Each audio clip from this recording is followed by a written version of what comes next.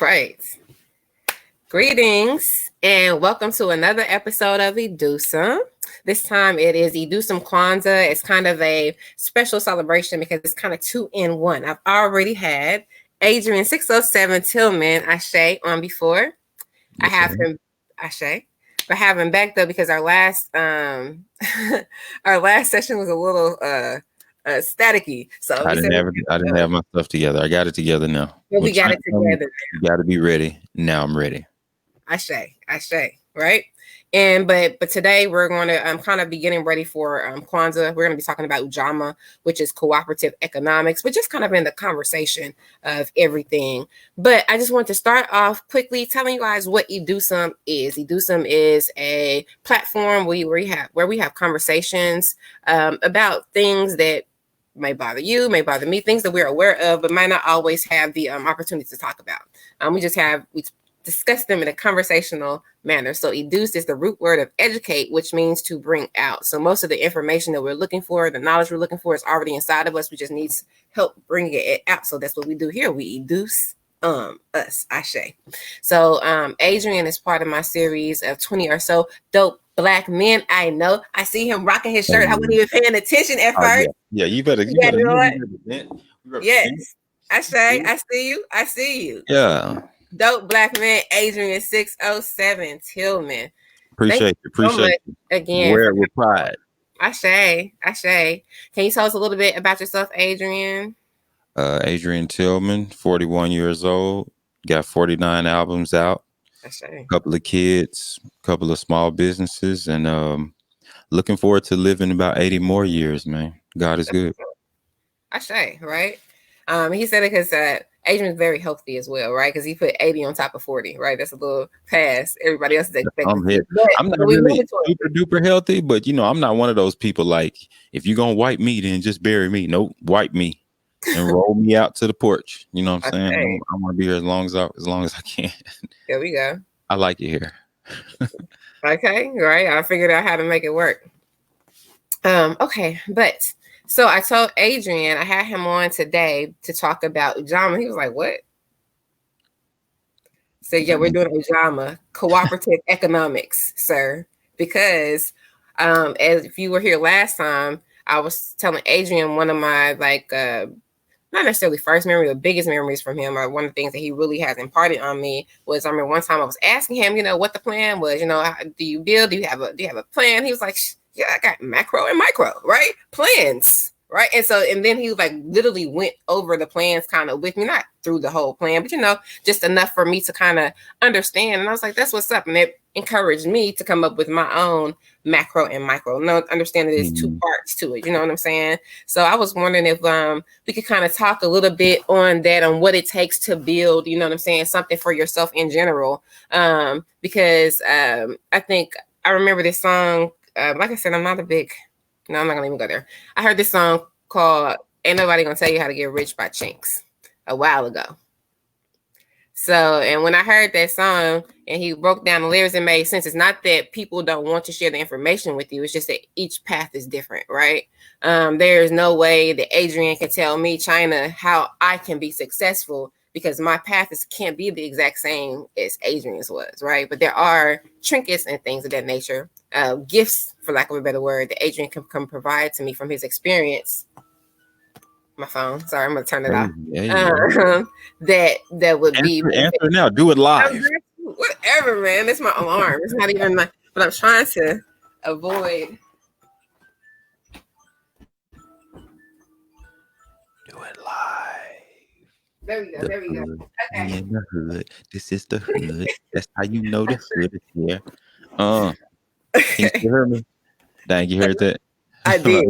We heard it. That's okay, though. That's okay. I'm back. All right. It was my alarm. It wasn't. I should have turned it off, though. Anyway, I digress. But I did want you to talk to us a little bit about the importance of like when you have a business, like business quality, right? I was talking yesterday to Baba Amin. We were talking about Ujamma, right? But basically, we were talking about people not wanting to support Black businesses because they have a bad experience with them, right? But a lot of times when we have a bad experience with a Black business, it's not necessarily a Black business, but oh, you need help on your car? My uncle got a degree. Like I have him, he work on cars. I have him come down and check out your car. So now the dude uncle then came and fixed your car. Now you have a problem with black business, right? But that's not necessarily a black business, right? Right. Well, it's kind of is, but yeah, it really won't. Right. No, Really and that's why I wanted to have a conversation, right? Because we have to start somewhere. But are we going to base our opinions on that experience? Go ahead. What I think we should do is base our opinions on the context. If we were broken up in slavery and not allowed to be parents, and then freed from slavery 1865, and then the Welfare Act of the 60s and 70s broke the family up again. You got to judge black mothers and fathers by how long we've been doing this. If they kept us out of the movies for a long time, then you're going to see some bad black movies because they weren't letting us be actors. So a couple of movies you watch, it's going to be some bad acting in there because we getting used to being on screen. You have to watch that. They got movies that did play before the pandemic. Movies playing out there at the rave. It was Indian movies. Now, all the movies wasn't good. I seen the trailers for some of them, but to be packed full of Indian people every time because you're growing with them. You're still supporting them with good faith, saying when your kids grow up, they're going to come here and see some Indian movies and they're going to be cold by then. And they are getting better. So I think it's the same with business. You go and you have a bad experience at a restaurant, maybe a detail shop, a mechanic place. Just know that we are young in our business walk and you have to maybe take a little extra effort. And sometimes it's what's seeming like black business is actually things and costs that they have to pass down to the customer because of other discrimination that they're going through or kinks in the system that they can't get past just yet because we don't know the system fully. Like sometimes if you go to a food truck, they'll have a extra $1 that you'll have to pay if you use a card. Now, I'm sure there's ways around that. Those guys are young and they walk. Some of these guys getting straight out of prison with these food trucks. They don't know how to get around that just yet. Don't stop going there because you have to use an extra $1 every time when you'll go to another restaurant, get some poo-poo service and some warm food and still tip, So I think with your own, it's just like with your kids and your family. Sometimes it takes a little bit of extra effort and maybe a little bit of counseling. If they open to it or something, just to be like, hey, what I'm saying, this would be really cool, if you could smile when you take my order, Offer some feedback, okay? So yeah, just a little bit. But I think with your own, it requires a little bit of extra effort. That's really been the theme of my last 10 years, what I've been learning. I love that. And it actually kind of transitions to me into the larger conversation that I wanted to have with you. So you said with your own, it sometimes take a little extra effort. So you've already introduced yourself as an entrepreneur, right? How long have you been an entrepreneur? You've already told us you're 41. How long have you been working for self, Adrian? I've been solely working for myself since the year 2000, but I started off young, selling candy and drawings, doing anything else that and I wasn't the only person doing that. I wasn't unique. That was just some kids was doing that, and I wanted to do that too. They used to sell the now laters like the big pink packs, and they had 3 6-packs in there, so 18 now laters. You could buy it for like 99 cents, but you could get off them things for a quarter. You know what I'm saying? So I was just at the school coming up with that. You know what I'm saying? So I could buy the little snacks. You was cool at school if you could buy the extra snacks that was for sale. You know what I'm saying? You had your lunch card and you can get your little tray. But if you could buy the Frito chili pie and eat that, you know what I'm saying? Look a girl in the eye like, you want some of this? You know I say. Cool. So I wanted to do that. So I had to sell some now laters to get that Frito chili pie popping. And I did that. Task goes accomplished. There you go. It's so silly. Yeah, I've been an entrepreneur, I think, for a long time. I always thought like that. And then it really got galvanized. I had a lot of jobs. I done worked at a lot of fast food places. I worked at RGIS Inventory, Wendy's, Burger King. RGIS Inventory. We just used to go places like we went to Best Buy. We counted the whole Best Buy, counted and saw what they had, and we went to the Pines Mall at one of their stores up there and just counted everything that was in the store. But I didn't have a bunch of different jobs. I worked at a steel factory too. And I just really didn't enjoy two things. I didn't like working for people that I didn't respect their intellect. And I didn't like working for people in a system where they pass down their duties. So I worked at a hotel where the general manager was passing their work down to the assistant general manager, and the AGM was passing the work down to me, and I'm getting paid $7 an hour, and I don't understand. I'm not on salary. I don't get no benefits or nothing. And so when I kept encountering this, I was like, I think in order for me to I need to work for myself, because I had like 15, 20 jobs. I just didn't like them. I just didn't like it. It didn't feel right. And then I came out of my job one day. I'll never forget this day. And because I got off in the morning, I used to work from 11 to 7 a.m. And I was waiting on my ride, and I was just smiling like hard. I couldn't stop smiling. You know what I'm saying?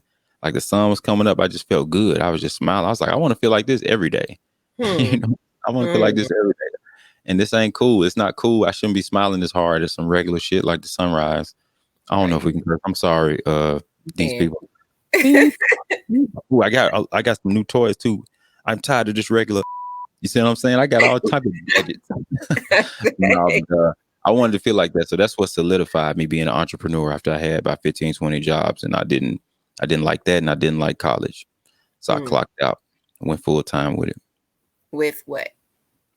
I said, God, if you want me to do something, then give me a sign. So I moved back to Little Rock from OU, and I put out an album, and I went and sat in Power 92 lobby for 3 or 4 hours waiting on Broadway Joe to come out and meet with me. He met with me, listened to the song I wanted to put on the radio. He was like, I don't really like rap, but we'll see something. He ended up playing it like soon after, and it started popping, and he put it in regular rotation, and I sold a lot of CDs. And even though one of my partners got shot while we was out there selling the CDs, I was like, I ignored that and looked at the money part of it and was like, maybe I should keep doing this, because this feels like something that I can do. I can make money directly off my ideas, and yeah. So that's when I started, and from there, and then a couple years after that, I started getting into the voiceovers, doing commercials for TV and radio, and just and that fit me too, because I'm a work for hire,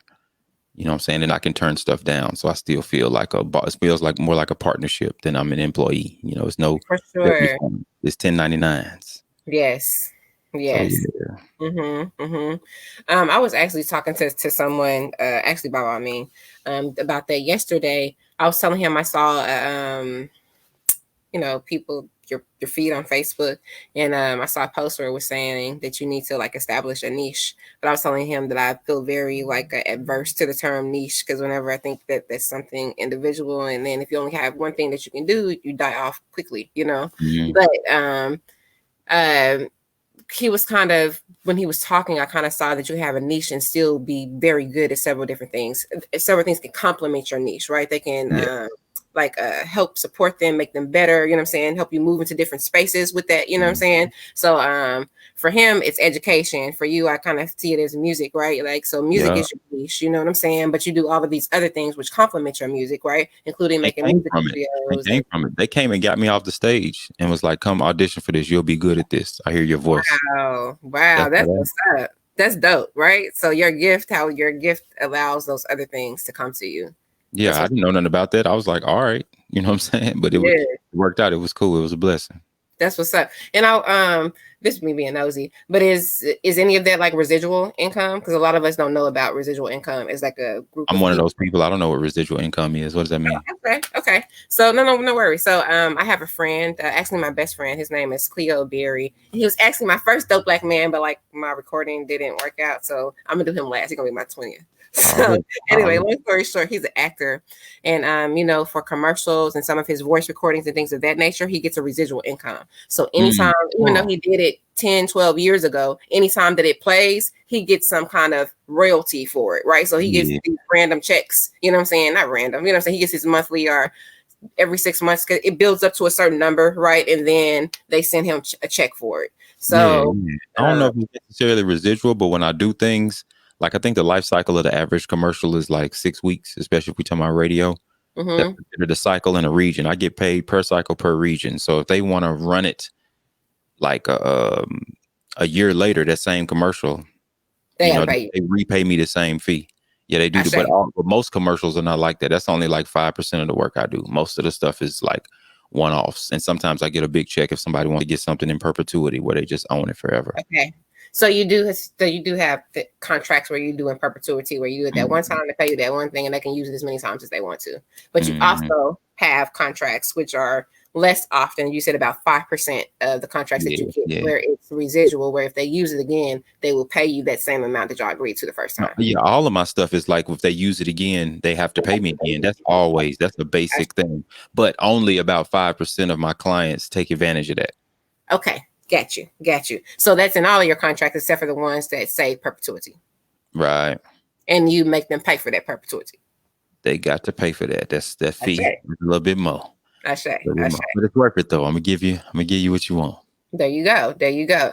But so having said that, last time you came on here, you were about to drop Toxic Hotep. I say. Yeah. Mm-hmm. Yeah. I just watched it again right before we came on here. Do you want to talk to me a little bit about that? Toxic Hotep is my sensational response to Hotep slander, And what is a Hotep, sir? What is a Hotep? A Hotep, I think Hotep actually is some type of Egyptian name or African name or something for somebody, a noble person, a noble figure. But in America, we call Hotep is supposedly a slanderous word to disparage a male who uses Black history as context for everything. You're always talking about Black history. Use a Hotep. So they, which to me, I'm just like, it's just like people call me a nerd. I'm like, is that a negative thing? Trying to hurt my feelings, yeah, because for sure I'm self-proclaimed. So just like this album, self-proclaimed. Hotep is an Egyptian. I'm sorry. Hotep is an Egyptian word that roughly translates as to be at peace. And I thought that was interesting off of what you just said, because that's supposed to offend me, because right, because you said you at peace with that. So I'm chilling. Yeah. I didn't know it was cool to not take history into context, but I'm gonna let you finish. I'm gonna let you cook. Okay. That's okay. Yeah. So you're responding to the people that was calling you a Hotep. It's sort of a satirical way, but it's some truth in there as well. Yeah, just responding to it, because I'm not a regular Hotep. I'm a toxic Hotep. Some people gonna go high, I'm gonna go low. So what you got to say about that? I say. My friend posted. He said some people go high, I'm gonna go in. Okay, you hear me? Yeah, for sure. All of us ain't pushovers. All of us ain't quiet. We're not finna turn the other cheek. Boy. I don't care what you're talking about. In the future, you're gonna feel me. But I'm gonna make you hear me right now, because you lost, but your kids and stuff, maybe I'll impart some wisdom that'll perk their ears up to where we can move accordingly. I don't know what happened to you, but your story wrote. You know what I'm saying? But we writing the kid story beside you, and they don't got to come out like that. So hopefully they don't take pride in not knowing. Hopefully they don't take pride in ignoring context. So you're gonna get these jokes. For sure. I say. But it's interesting. Like people are often offended when they feel ignorant, for lack of a better word, or unaware, or like lost in the conversation, or like they can't ground themselves. Like a lot of people don't like to argue with me, because when I have an argument, and when I say argument, I don't mean like a argument, more of a debate, right? A conversation. Like you have an opinion, I have an opinion. But when I have my opinion, generally I have some facts to back up my opinion, right? We got some articles, we got and then I ask you about your opinion, and all you can tell me is that's how you feel, right? And so when people don't have the ability to articulate, right, a lot of times they want to throw names like Hotep because you have the ability to articulate, because you did a little bit of research outside of your own opinion, correct? Yeah, and you live in this, you studying it for a reason, so you can pass it down, so we can keep evolving. And it's no disrespect to them, but sometimes people work all day. You work 8 to 5, and then you go to a place that's supposedly a kickback, but somebody comes up with a hot button question, and you always got a person in the group who gonna kind of look at you. They charge you when you have an understanding. People ask you stuff in social settings on purpose, and it's like, okay, so we finna talk about this. I try to give y'all 3 short answers, but y'all keep asking me, so now I'm finna give you these paragraphs. Now the person who is controlling the floor, and they feel like that they role is like the turn up person, you kind of raining on their parade. We supposed to be turning up. We supposed to be taking shots. We supposed to be doing this. And you are grounding everybody with history and reality. And I came here to escape. And, so let's do battle. So, and then they come with the jokes. And that's how they win.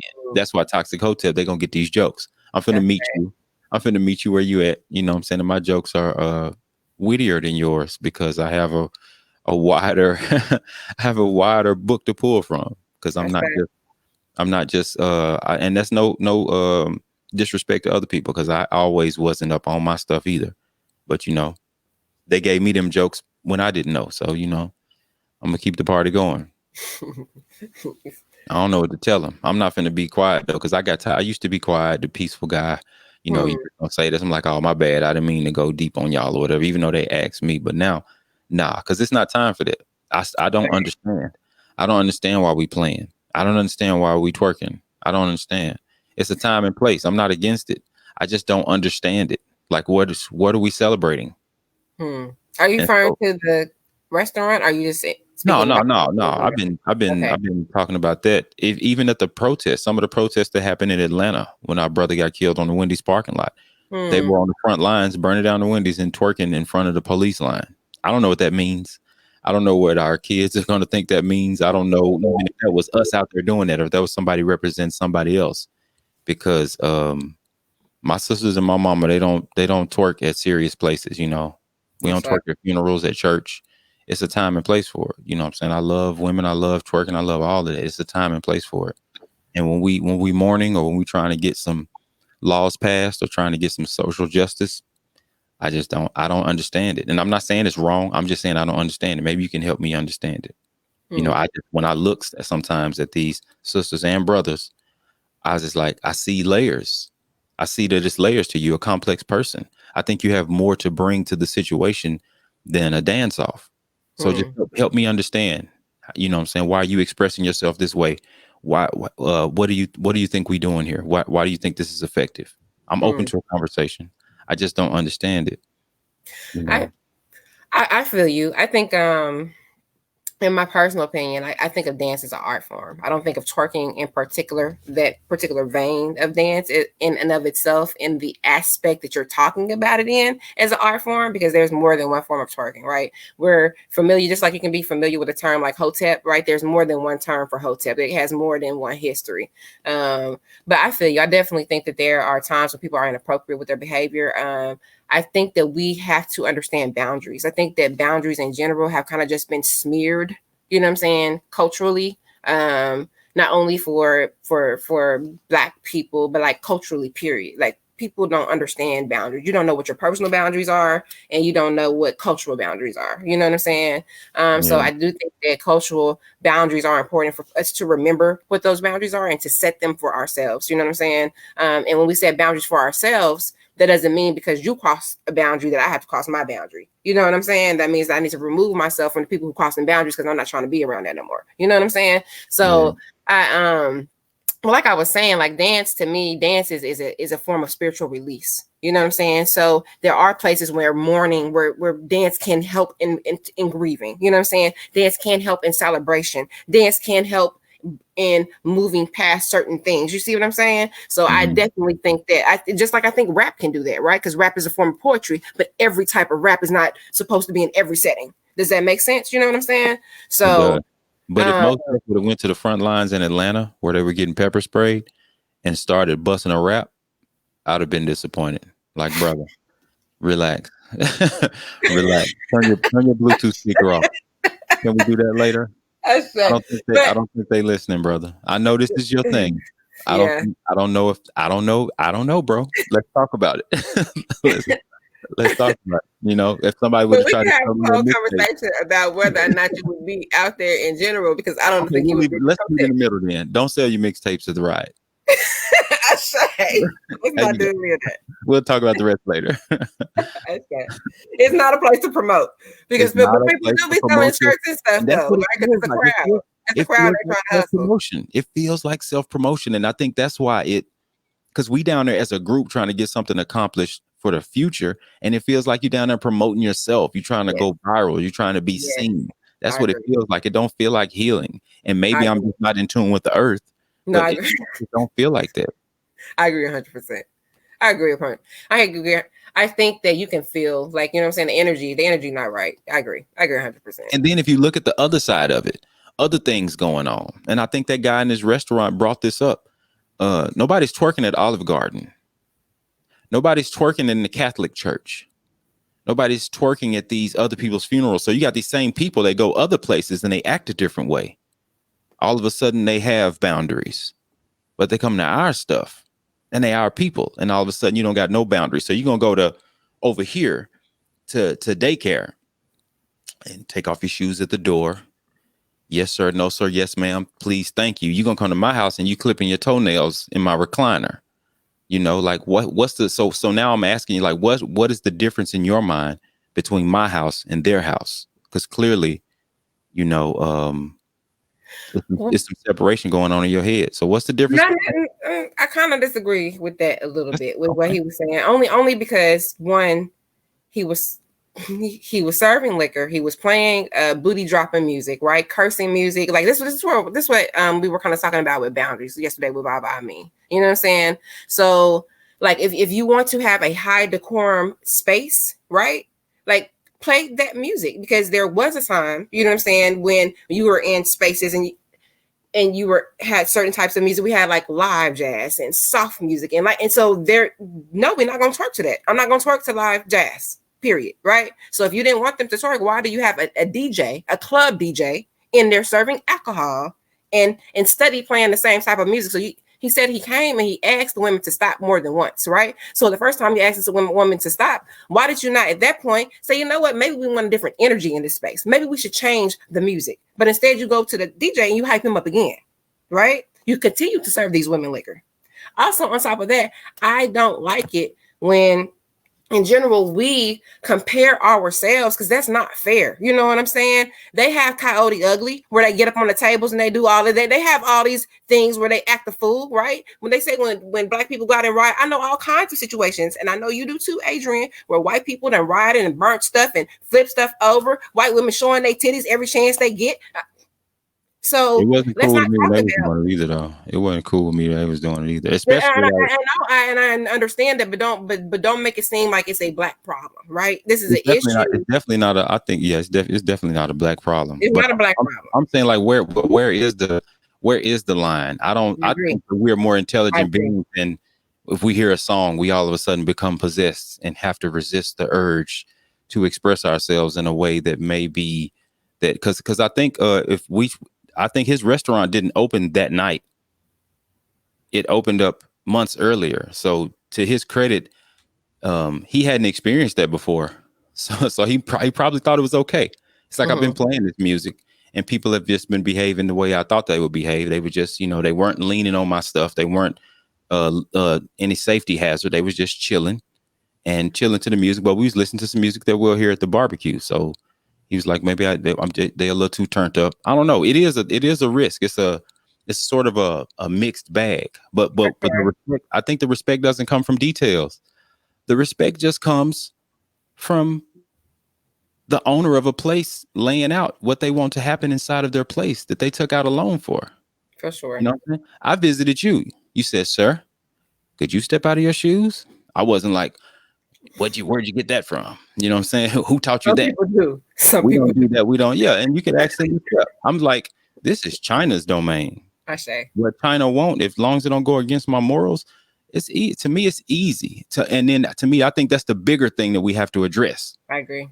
What is that in your head that makes you want to say, no, I don't want to respect what you asked me to do? When you ask me to do that, to me, that's not important to me. Even though you do this and do this, that's not important to me. Now, somebody else asks me to do this, I might talk a little noise, but then I calm down. But when you ask me to do that, that's not important to me. You being comfortable with me being inside your establishment is not important to me. And I think that's what we have. Because, it's just like when white people say, why can't we say the N word? I'm like, we're talking about the wrong thing. Let's talk about the part of you that wants to say it. Why? Why do you want to be able to say it? Because that's the bigger, I think that's a more important issue that we can address. And we don't have to address it now because we'd be supposed to be talking about Ujamma. No. I agree.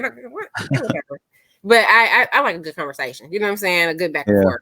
But I agree with what you're saying, and I feel you. I do think that we need to address the energy, right? But I feel, but like I said, I do feel like energy is created. You know what I'm saying? I feel like that he was creating a certain type of energy. I don't agree that they should have just, been going crazy in there. But it was definitely, I watched some of the videos and some of the comments and some of the like surveillance, and it was like it was almost like a cul-de-sac, right? In that little part of the restaurant, it was like a little circle area, and like they was hype in that corner. You know what I'm saying? And I know energy, Adrian, right? You know that people can throw you and feed you energy. They were feeding each other energy in that little space back there. You know what I'm saying? I don't know if you saw the videos, but like for me, because I'm an energy person, if you don't want the energy, cut the energy off. You know what I'm saying? They cut off. And then too, I just felt like he got a little out of his body. Like as a owner of a business establishment, you are the owner, right? You are supposed to, and then you're talking about holding this level of respect and decorum. Like you just let all that go. Like all of that is gone. You could, like the standard that you were trying to set, you let that go when you start cursing out people. And no, there's no set of decorum. Where are your boundaries? Because you have to do. Let's entertain this. He came and addressed them for the second or third time. Reported by him. There's no footage to back this up. For sure. But he didn't call the police on them or kick them out. That's what he should have done. You know what I'm saying? Like he wasn't saying, it's just like me coming to you like, hey, you in my house, just stop doing what you're doing. And I get a little rough with my tone, but I'm not like China, get out. I'm like, China, relax. You know what I'm saying? So it's like, to me, it's like I don't know. It's one of them things. I think nobody is all the way right. Nobody is all the way wrong, but I would love to live in a world where I think the world will be very simple if we just said, when I go into a person's domain, establishment, vehicle, whatever, I will respect their wishes because I respect them as a person. You know what I'm saying? And I think that's, I don't know. I don't know how to. I also think there's the issue too, though, Adrian, of being serviced, right?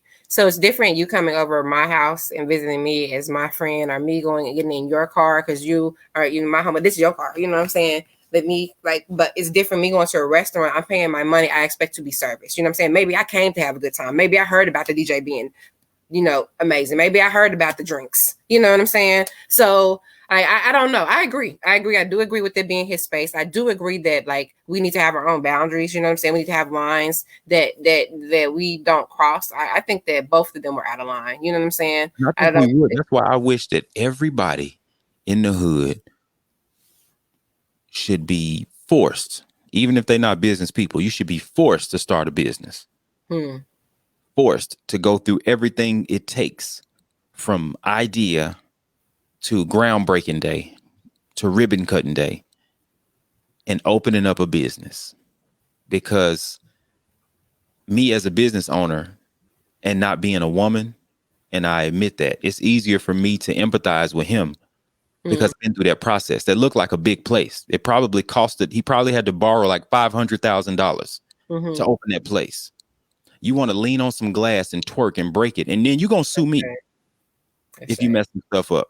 Right. And I'm going to have to reset this whole process. All you did was have a birthday and you spent $30 and you didn't tip good, and you want concierge top flight service where you are allowed to act like a child. And to me, it just don't match up. It just doesn't match up. But I will say that I am biased because I am an entrepreneur myself. And I've been told no. You got banks that are still giving out loans by zip code. You got people who got contractors or people with invisible criteria. People who come in late to check on your electrical, so your stuff steady getting stole. Like opening up a business is hard, especially a brick and mortar business in this day and age. And so I'm just like, man, if we could just respect at least the guy's wishes, because that same woman, I'm sure she got some stuff she probably don't like. I mean, it might be like some weird stuff, like just quit smacking. Don't smack when you eat your food, or she gonna curse you out. And it's just like, I'm a smack, but I'm not gonna do it around you because I know how that make you get. Right. But yeah, they was both out of line. Should have handled it different. And then I'm glad he didn't call the police, because we already know what happens. Sometimes we call the police on our people. You ain't trying to put a hit on nobody. For sure. Get them beat up or killed. So it's the situation like, what are we gonna do? And then if you ever been in the back, because I done worked in a restaurant before, like the kitchen is jumping and frantic, and if he running it back there, it's already, you talk about energy. You talking about trying to serve these impatient, belligerent, toasty people, Mhm. and then having to deal with like dealing with all that. Everybody got a lot on their plate, so it's cool though. In all, I like it because it's. I think we're all going to evolve from this.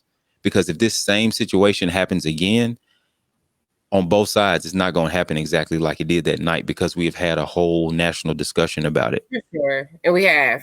And unfortunately, these are some of the growing pains we going through while we doing what I love that we've been doing all of this year, which is just becoming a cohesive community. Hmm. Hmm. Hmm. Definitely. Definitely. And I'm gonna slide back to the topic a little bit, cooperative economics, right? But you kind of did that for me, cohesive community. I Yeah, say, thank you. I appreciate you, Adrian. yeah, man.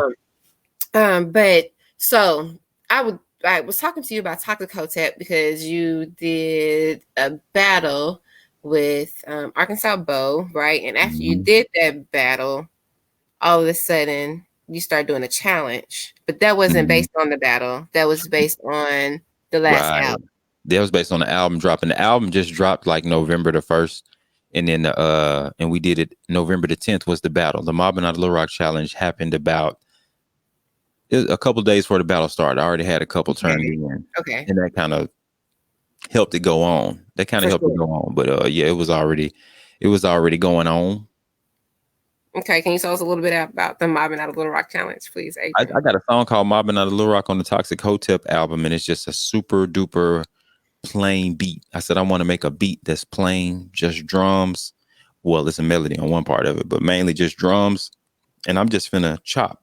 I'm just finna come in and I'm just finna rap fast and talk. And I took this line from this rap that I wrote like in the 10th grade and started it off like that because I just wanted to come in there and be, because Toxic Hotep, it's some heavy songs on that album. I wanted one where I could just lay back and kick back on there. And it turned out to be one of people's favorite songs. So I took my vocals off of there, except for the hook. And I was like, if y'all want this beat, just holler at me. I'm gonna slang it to you, and you can do your version of it. You know what I'm saying? Mobbing out of Lone Oak or mobbing out of, Helena or something like that. And people have been uploading their own videos and stuff. And there's been some good ones. Joker Beasy did a good one. Next to C did a good one. There's a couple of good ones coming up. I don't want to say their names though, in case they don't release it. So, but it's been fun. It's just finding new ways to have people know me and figure out my brand. Because if people want the beat, I don't just post the link. You have to inbox me. I So say. first of all, you have to know me or know somebody who know me on Facebook. And Mhm. normally they say, "Hey, what's up? What's going on, man? Can I get that beat?" And I'm like, "What's up, man? No problem. Here go this beat right here, man. Go ahead and kill it." They like, "Appreciate you, man. What we going?" We have an exchange. Mhm. We building. So Mhm. whether you even do the challenge or not, you're interacting with me because you seeing me when I'm rapping, and you probably thinking, "Okay, this guy's this," but no, I'm rapping. I'm a different type of person. I'm a regular person. I'm a super duper nice, goofy person, and Mhm. they seeing that side through this interaction, which Mhm. is also reinforcing their feelings about the brand. It's another way for them to get to know me. And I'm just giving you the beat. Just do what you want to do. Make your own version of it. And I'm giving you the same beat that I rapped over. Do what you want to do. And then in a couple of at the beginning of 2021, I'm going to go live and play all of them, and we gonna laugh, talk about them, critique them, and just showcase them on there. Just community stuff. Just stuff. Critiquing? What's up? We're critiquing? I'm a critique it, but I'm gonna do a little light critique. I ain't just finna go in. They not a lot of these people not rappers. They just having fun. So I'm not gonna critique. I'm just going. Some people got some funny lines in there. Some people got some. It's not like a real critique. It's just me talking a little noise and having them on there live with me, and we all watching it and just like more community. That For sure. I was excited Building about the community. Arkansas Bowl verses because you got a chance to see two guys who've been doing this a long time battle each other, and we just love music. Everything I had something, he had something to respond to it. It wasn't pre-planned. He didn't know what I was gonna play. I didn't know, but I brought something because I knew I couldn't sleep. Arkansas Bow fans thought he was gonna wash me. My fans thought I was gonna watch him. I was like, "Don't you sleep on Arkansas Bo." that boy loved music. He been making music for a long time. But the best part about it is when we came there was no vitriol. There was a competitive spirit, but it was friendly competition. Yes. It was camaraderie. It was a meeting of the minds.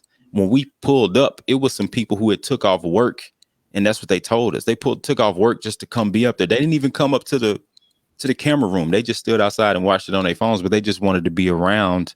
They just wanted to be around it. Yeah, and I didn't even know it was going to be that fun. I had so much fun doing that.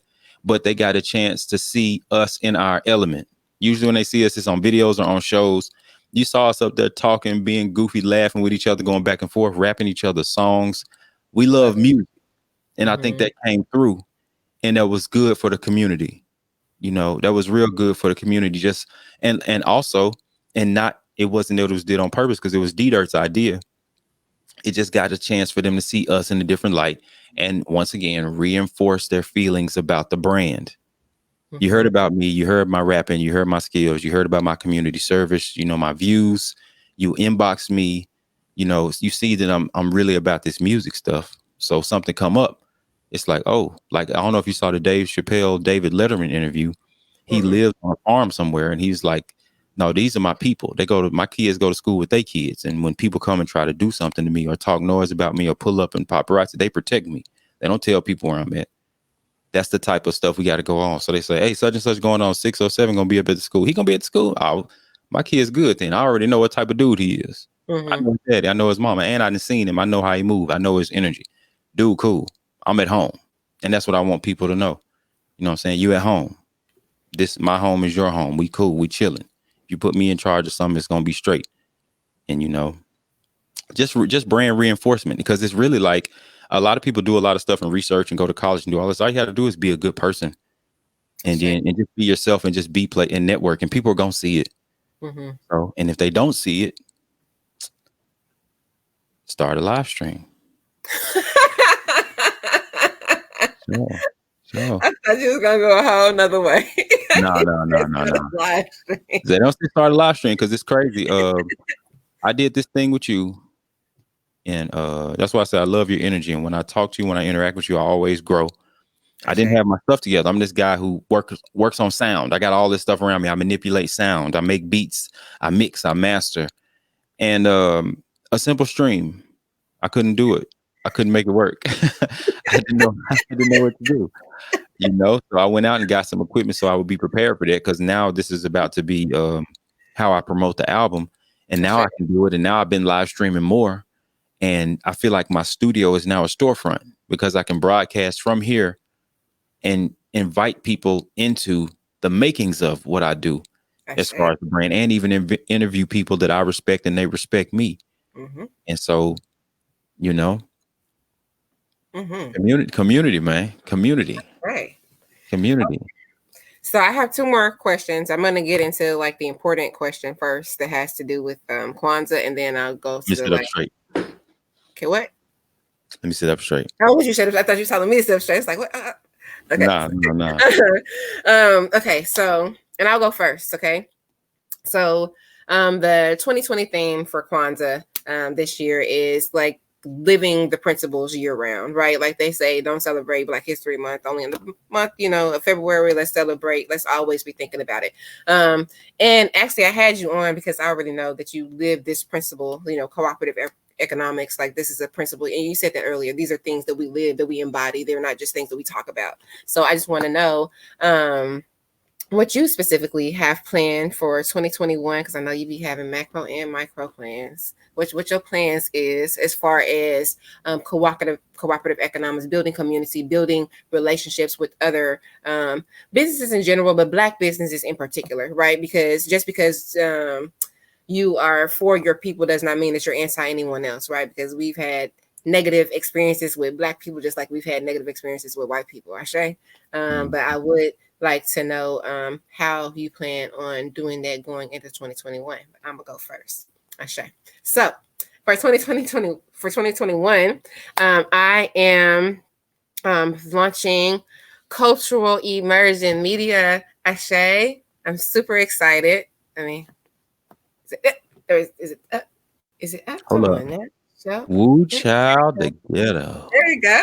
Cultural There you Emerging Media, Ashay.com. This is my new Roku channel that's coming. So on this channel, my objective is to, our objective is to curate content that is reflective of us, right? Not that is somewhat reflective or somehow like manipulated, and a lot of times it's difficult for us to get on platforms and things of that nature, get our content on digital platform like Hulu or Netflix, things of that nature. Like there's kind of no way for us to get into those avenues, right? So I have found a way for us to have our own Roku channel where we can be right next to Hulu and whoever else. And the plan is to expand to all of the different internet platforms over the course of the upcoming year. So if you want to get in early, Ashay, visit culturalemergingmedia.com and fill out an application. We are accepting those right now. Like I said, we're trying to curate all kinds of content. The official launch date will be February 2021, but we will start putting up content for Kwanzaa, and you'll see this on there, Ashay. So we're really, really excited about that. Collaborating, building content, taking control of the narrative so that we can speak for ourselves, so that we can leave our own legacy. Ashay. Yeah, so that's what I'm doing as far as cooperative economics in 2021. What might you be doing, sir? Well, I'm just gonna try to grow the live stream. So far, I've interviewed a Grammy Award winning mastering engineer. I'm about to interview this guy who was with Prince and the New Power Generation. He got 11 Grammys and he's an arranger. But what I'm doing is trying to grow my channel by interviewing these other guys and also networking with them through this. But then when I build it up, then I'm going to start doing what I was doing before, interviewing the people around here. Once I got everybody's attention, and try to build up this community. Because that's what's crazy. Like a girl won't look at you till you look at another girl. You know what I'm saying? And then you look at this other girl, and then now this other girl looking at you. That's how I go. So if I just started a live stream, I've done this. I interviewed notable people from around here and people I looked up to, and people who were up and coming. The mayor, Annie Abrams, Stacey McAdoo, Teacher of the Year, and it was cool. And they got some views, 10, 20K views. But when I build it up and interview these other people, and I get audience from around the world, then I can put Annie Abrams on a different stage. For sure, different platform. And show them what Arkansas is about, and archive it. We have it in archives now, so they can't tell us what our history was if we create it, and that's what we're doing right now. We creating history. Creating, yes. And so that's what I want to do. That's the plan. It's easier said than done, but I've been doing it, man. I'm super excited to try it, and a lot of it started from me being awful on your first stream. So I'm glad we can be motivation. I don't like to be awful at stuff, man, because I'm a slow learner, but once I learn it, I got it. Because I've been sitting up, even to get this stuff set up, it don't look like much, but to get it set up, all of this trial and error, every time I change, and this is just some tech talk, I ain't gonna stay on this too long. Every time I change my capture card, I could change the USB that it's in. My mouth don't match up with the video. The sound don't match up with the video, so I have to do clap tests and put it on a delay until it matches up. So I've changed it 3 times. So I've done clap tests for about literally 12 hours of just clapping and playing it back to see would it match up and moving it back another frame to offset it. It's been terrible, but I'm a slow learner. But once I got it, I got it. So I was like, I might as well do something with this now since I already have it. But it's a powerful tool if you want to communicate with everybody. Turn your office, your extra bedroom, your car, invite the world in through your smartphone or camera or computer, and turn it into a storefront. Because when I get on a live stream, then I'm gonna share this with y'all. I get on live streams for 2 reasons. And this is why I started live streaming, because I monitor my own behavior. I want to interact with the person, and I'm gonna type something to them, and I want them to say my name. Say my name. Acknowledge my comment. If you want to say nothing but 607 is in the building. I love it. I love that. And also, when that person is bringing value to me and I'm just watching a video and they're not charging me for it, the next time they sell something, I'm gonna buy it. I don't care if it's a pillow. I don't care if it's a lemon. I don't care I don't care what it is. I'm going to buy it because you have brought me value, and I want to show my gratitude. This is how I want to spend my 10% of my salary, by adding value to people who have given me value. And I believe in you. I know you got something powerful inside you. Share it with the world, and they'll give it back. One time we sat on a live stream with my guy, MG the Future, and he was like, I need a new MPC stand. And I was like, bro, make a Cash App right now, because he don't like Cash App. You know, he made one right there, and I was like, we finna buy that right now. It was like 160, and I was like, if 16 of us give $10, he got it, and he got like $300 that night. Wow. But he already given us so much value. Yeah, it was nothing. We jumped at the chance to give it to him. Yeah, and so I implore everybody to you got a phone, don't just text and make memes with it, man. Invite the world into your life and find your tribe, because it's easier to get 1,000 people globally than it is locally. For sure. Unfortunately, just because when you start to dig into yourself and become your true self, it's a super specific thing, and it's only specific people get along with you. So find those people around the globe, and you know, and y'all give value to each other, and y'all exchange currency and money and ideas, and I mean, what a time to be alive. 2021, that's what it's gonna be full of. Yes. You just gave me so much right there. You don't even know. Thank you. Hey, already. For sure. Okay, last thing. I know you don't politic, but I just want to quickly speak about this presidential election that happened. I just talked to my grandma earlier because we had a whole fallout in my house about not in the house. Man, we had a whole fallout. So you know, it's girl. I say, you know, it's 4 generations over there with us. It's my grandma, my mama, and me and my baby. So so of course, after I voted, like, one, you're not supposed to ask nobody how they vote, right? It's rude to ask somebody how they vote. But here comes Mom. Did you vote? Right? So I already know what she's talking about. I said, yes, Mom, I voted. Yes. And she's like, did you vote for Trump? I said, did you vote for? I said, I didn't vote. I didn't vote in the freaking presidential election. I didn't care. You know what I'm saying? Like, and I also know that it's electoral college, so technically you're not voting. Go ahead and vote if you want to, whatever. Anyway, I digress. So she tells me, oh, well, I'm not talking to you because you didn't vote. I was like, okay, whatever. You know, that's not true. But then I said, now you know that this man is about to go out kicking and screaming, right? It was a very close vote, right? There was still a large amount of the country that technically wanted this man to be in office. A lot of people voted for Trump, right? But on the way out, I knew he was going to go kicking and screaming. I knew there was going to be all kinds of issues. This man is trying to kill everybody he can on the way out, right? With all these death sentences, right? Now we have this issue with, I don't know what, 18 states signing some, I don't know, what is that? Some type of I don't know specifically what it is, but as far as the death thing, I know he put Brandon Bernard to death last night. Yep, but and he has more people. They signing something, and I think our state is a part of it. Yes, it is. Arkansas, of course. And then you want me to vote for Trump in Arkansas? Come now. Oh, your mama wanted you to vote for Trump? Not for Trump. But you know what I'm saying? No, I'm just saying, like, my vote. Like, I ain't seen her in a while. It's things are different. That's what I'm saying. No, I'm saying, like, in Arkansas, it didn't matter. I think the only thing in Arkansas was like 2 counties. It was like Pulaski, and then like some stuff like down by Mississippi. Anyway, I guess you haven't been paying attention, but I thought that shit was crazy, right? I've been half paying attention. To me, it's like, it's very, I don't know. I'm just at the bottom. I'm so far at the bottom. What you mean the bottom? The bottom of everything.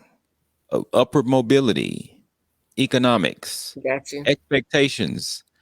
Everybody who I know thrived in this pandemic. We so low at the bottom, when they paid unemployment, we feel like we was rich. I got black soap in there, black vegetables. I got sea moss in there. I'll just be buying all type of black stuff this in my career. I got this black piece of tech up here that I bought from a guy out of New York who just makes tape simulators. You Wow. know, Wow.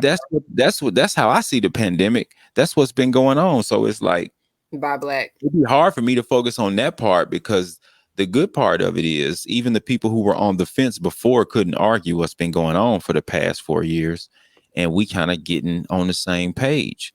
And so I pay attention to them, but I kind of don't pay attention to them because they liars and thieves anyway, and I'm gonna survive it. But Ashay. to be in an environment where people around me are thriving and getting have you seen people just getting business licenses and just posted them on Facebook, and true, getting a business license is not expensive, it's not hard, but I love that it's trendy, Yeah. and I love that people are trying. People don't understand when a black person starts a business, it's not the same as when a white person start a business.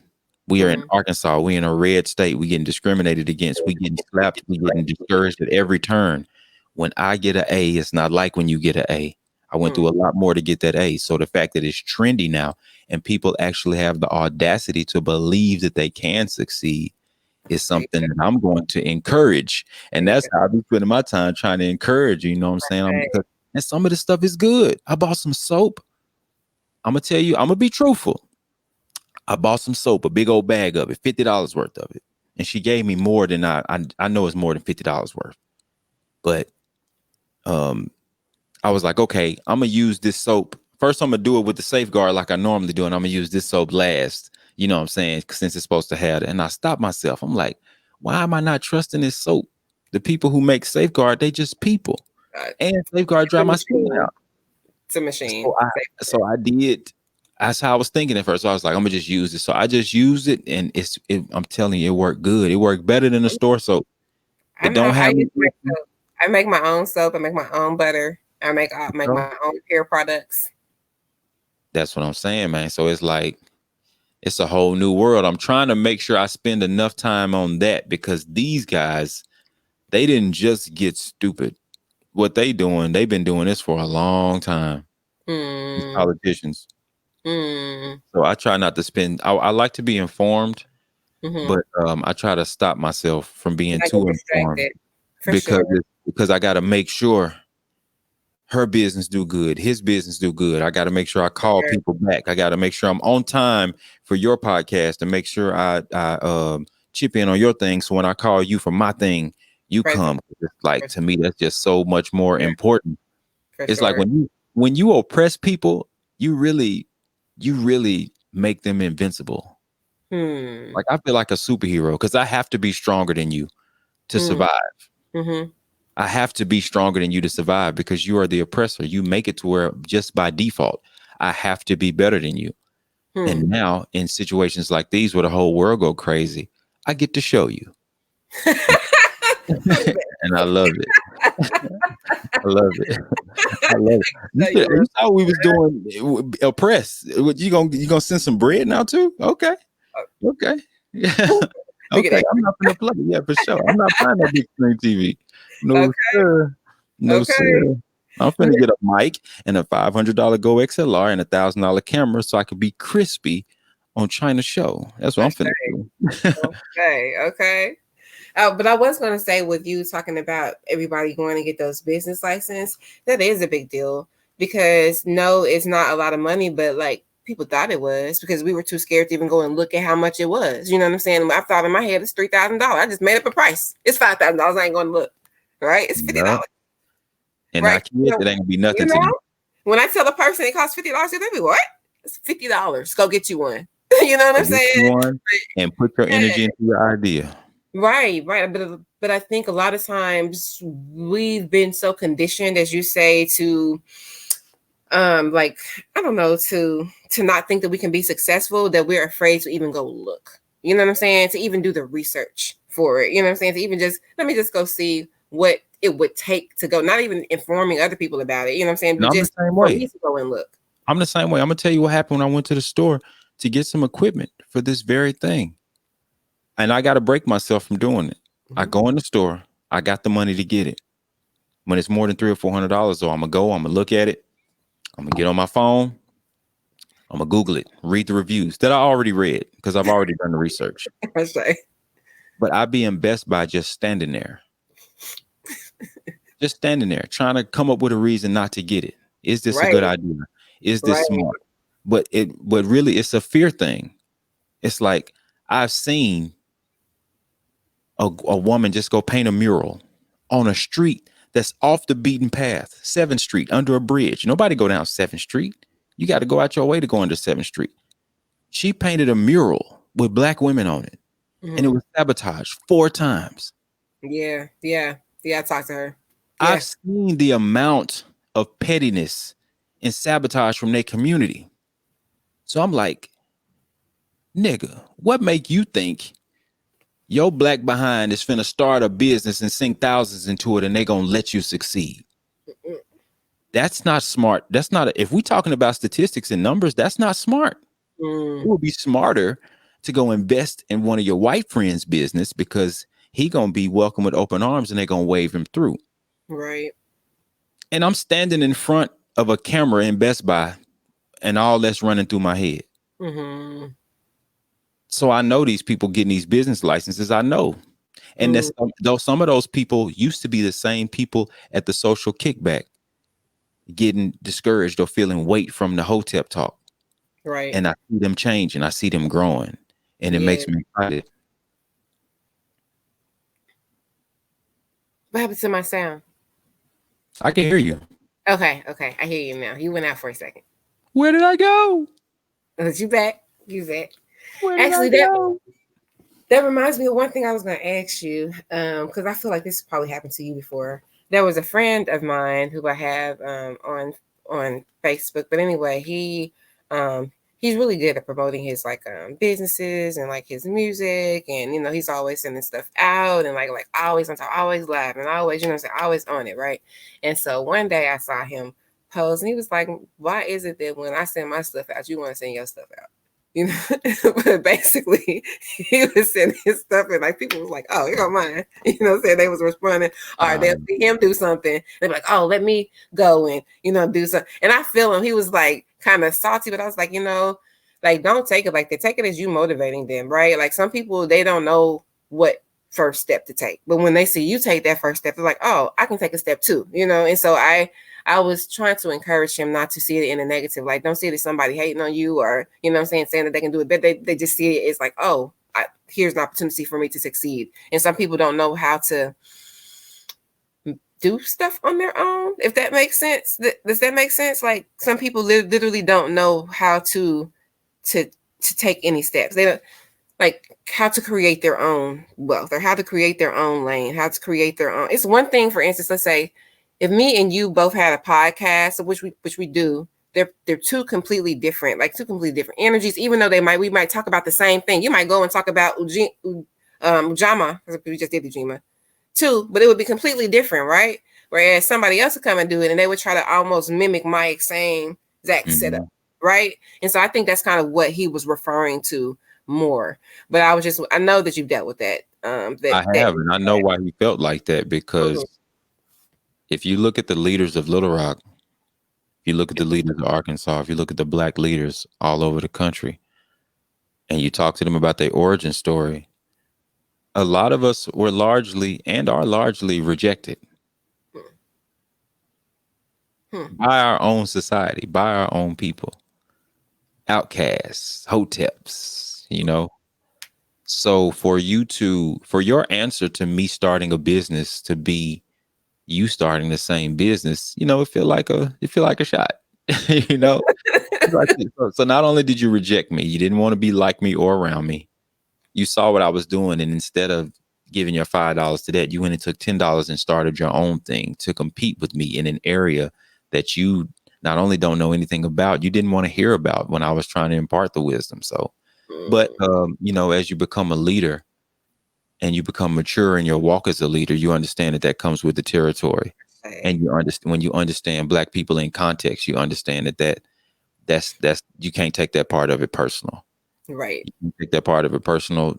Don't look at the person as them that day. Think about their story and what their story might be. And think about the fact that they got kids. And the kids, you know how kids are. Kids see things totally different.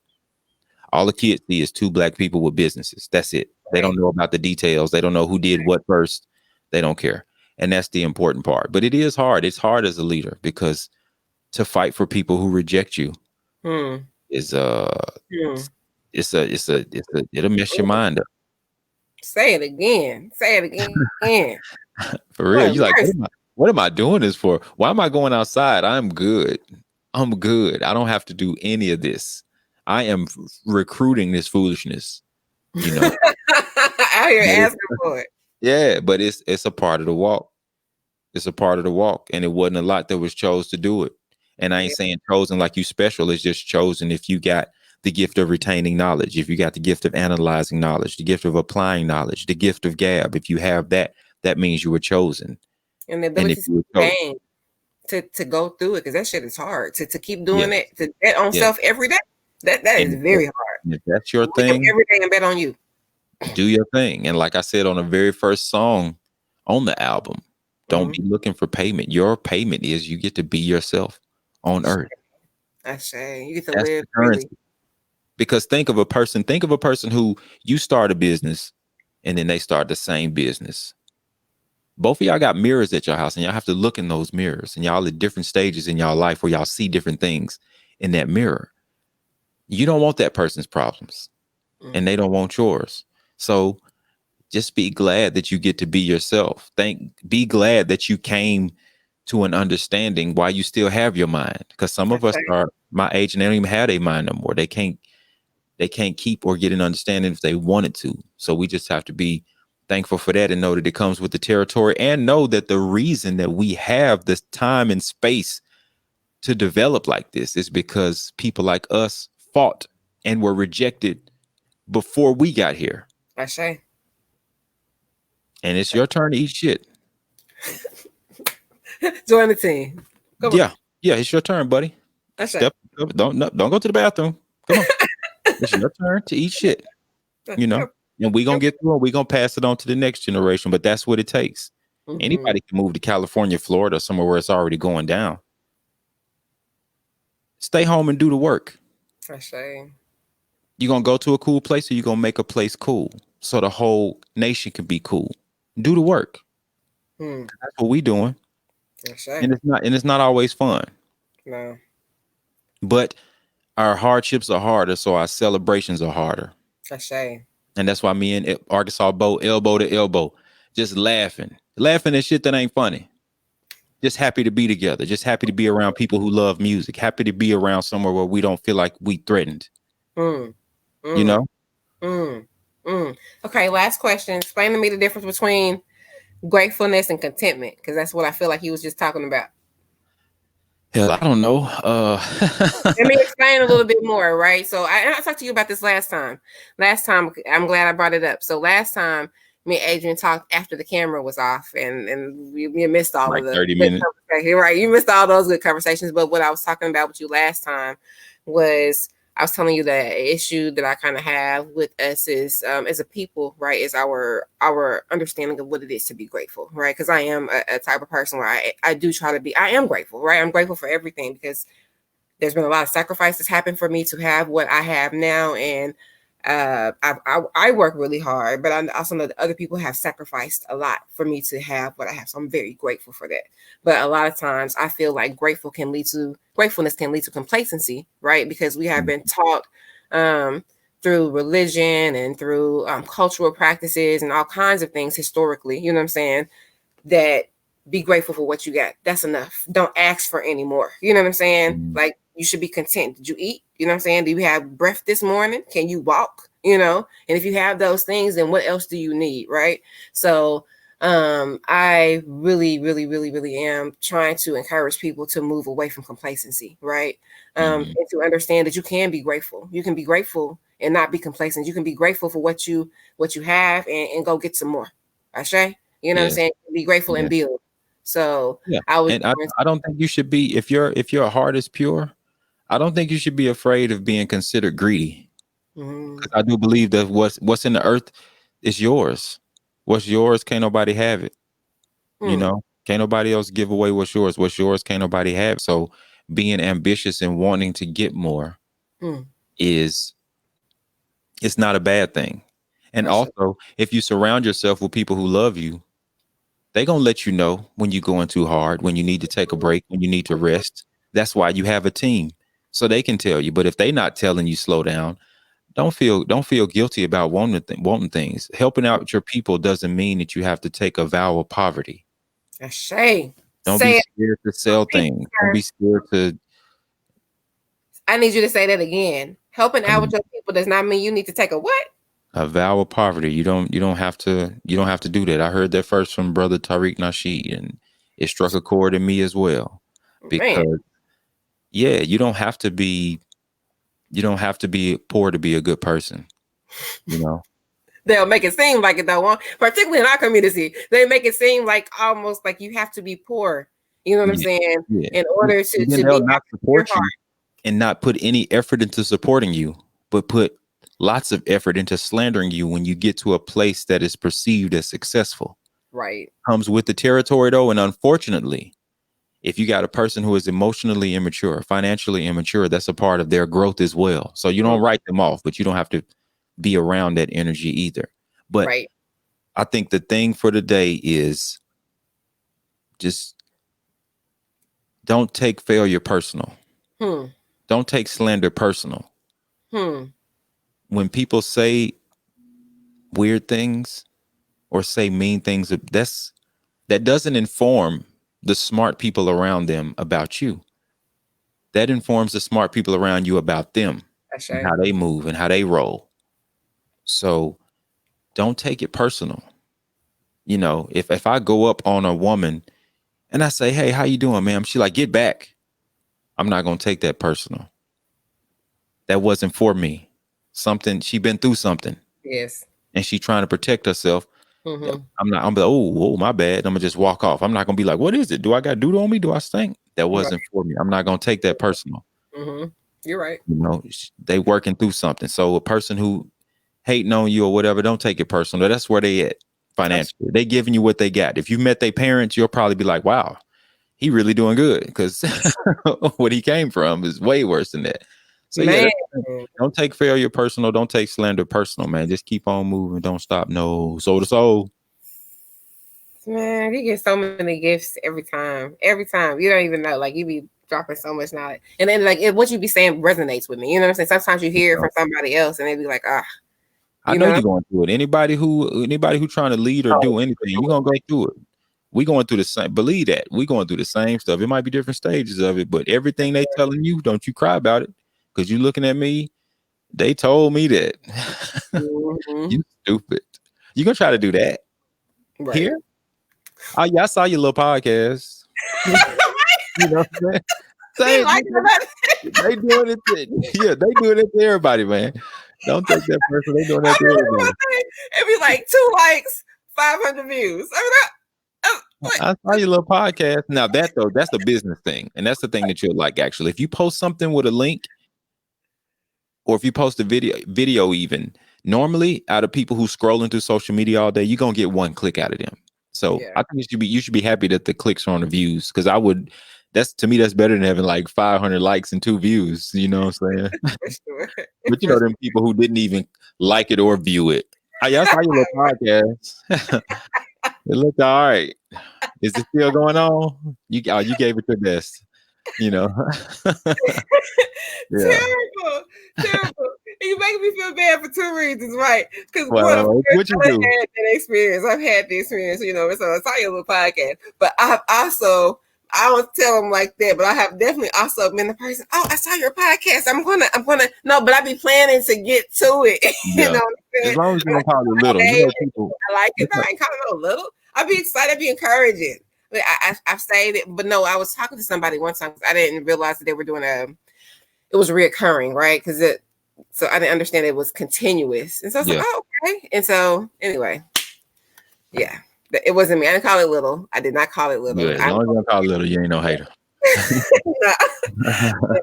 how you look like. That's so funny. Okay, that show give you some shade. Like, I see you trying to do something. Man, right. Yeah, I see you trying to do something stupid. But then they got the jealousy up in there, right? It's in there. Envious in there.